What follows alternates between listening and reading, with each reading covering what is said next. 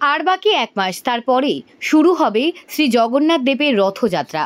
পুরীর রথযাত্রার পাশাপাশি রাজ্যে কিন্তু জগন্নাথ দেবের রথযাত্রা ঘিরে উন্মাদনা কম নয়।